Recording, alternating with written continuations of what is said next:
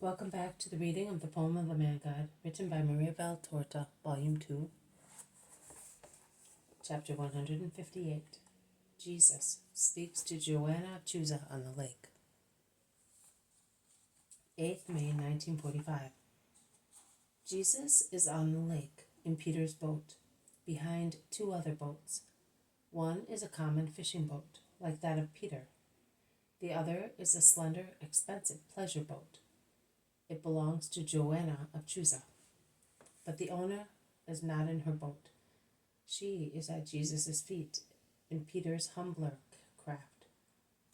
I would say that they met by chance somewhere on the flowery shore of Gennesaret, most beautiful in this first appearance of Palestinian springtime, which strews its clouds of blossoming almond trees and lays the pearls of future flowers on pear and apple trees, on pomegranates, quince trees, on all the trees which are most fruitful and bear the most beautiful blossoms and fruit.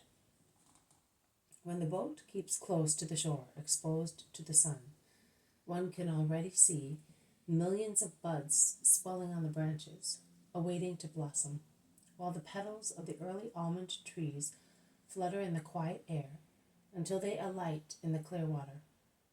The shores, covered with the new grass, which looks like bright green silk, are studded with the golden eyes of buttercups, or radiate star daisies, near which the beautiful thin bluish forget-me-nots, stiff on their stems like little crowned queens, smile gently, as placid as children's eyes, and they seem to be saying, yes, of course, to the sun, to the lake, to the other herbs which are happy to bloom under the sky-blue eyes of their Lord. At the beginning of spring, the lake has not yet the opulence that will turn it into a triumph the following months. It has not the luxurious pomp, which I would call sensual, of the many thousand rigid or supple rosaries in the form of tufts in gardens or veils against walls, of the many thousand corums of citizae and acacias, of the thousands and thousands of groups of tuberoses, of the thousands and thousands of waxed stars of citrus trees, of all the blending of hues of strong, soft, inebriating fumes,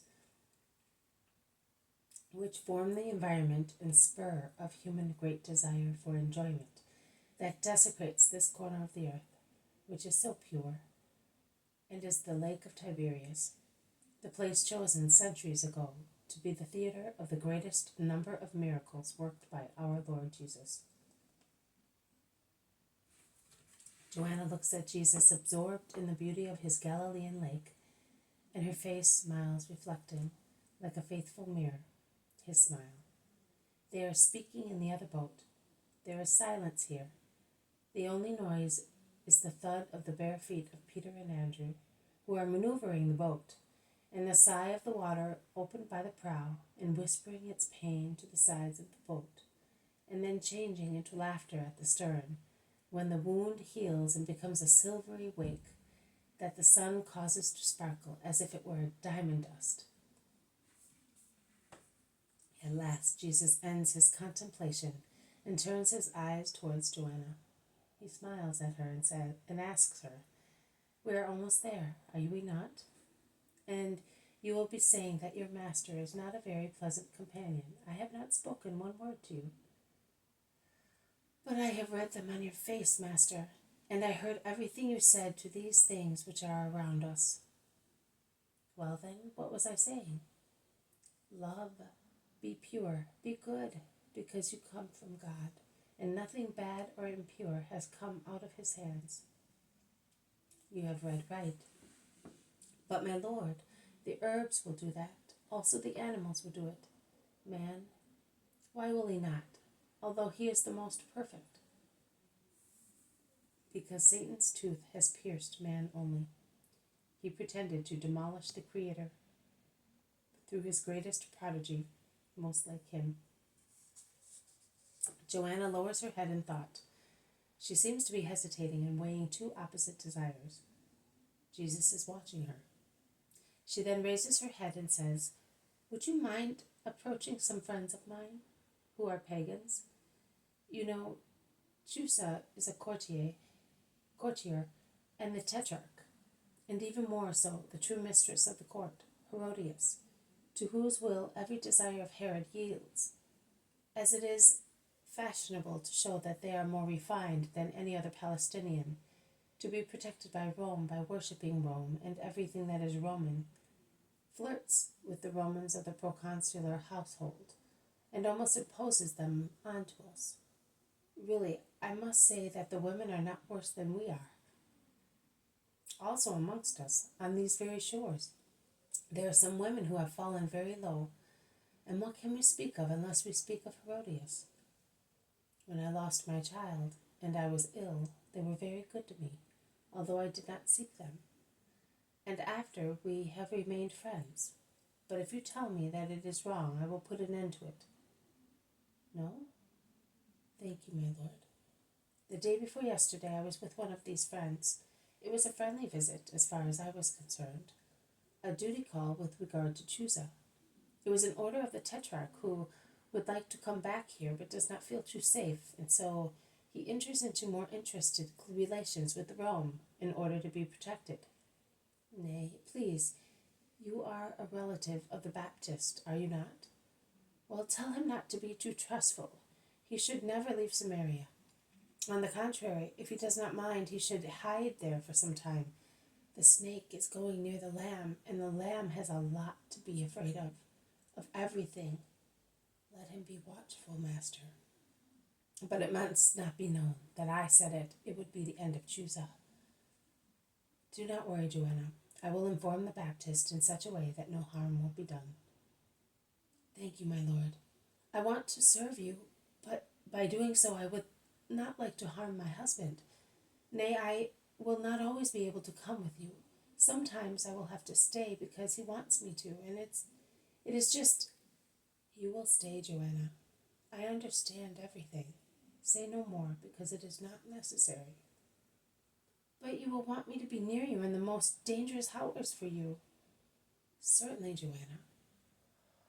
Oh, what a burden it was for me having to say that and actually giving voice to the words. But now I am relieved. If you have faith in me, you will always be relieved. But you were talking about a Roman lady friend. Yes. She is a close friend of Claudia, and I think she must be a relative of hers too. And she would like to speak to you, or at least listen to you. And she's not the only one. Now that you have cured Valeria's child, and the news traveled as quick as lightning, they are more anxious than ever. At the banquet the other evening, there was a lot of talking in your favor and against you, because some Herodians were present, as well as some Sadducees, although if you asked them, they would deny it. And there were also some women, rich but not honest. There was... I regret telling you because I know that you are a friend of her brother, but there was Mary of Magdala with her new friend, and another woman, a Greek, I think, as dissolute as she. You know, among heathens, women are at table with men, and that is very, what a nuisance. My friend was so kind as to choose my husband as my companion, and that was a great relief. But the others, oh, well, they were talking about you, because Faustina's miracle caused a stir, and if the Romans admired you as a great doctor or magician, forgive me, my lord, the Herodians and the Sadducees vomited venom on your name. And Mary, oh Mary, how horrible. She began sneering, and then, no, I will not tell you, I wept all night over it. Never mind, she will recover. But she is all right, you know. Her body is. All the rest is poisoned. She will recover. You say so. The Roman women, you know that what they are like, they said, we are not afraid of witchcraft. Neither do we believe in lies. We want to judge by ourselves. And after they said to me, could we not hear him? Tell them that at the end of the month of Shabbat, I will be in your house. I will tell them, my lord. Do you think they will come to you? There is a world to be rebuilt in them.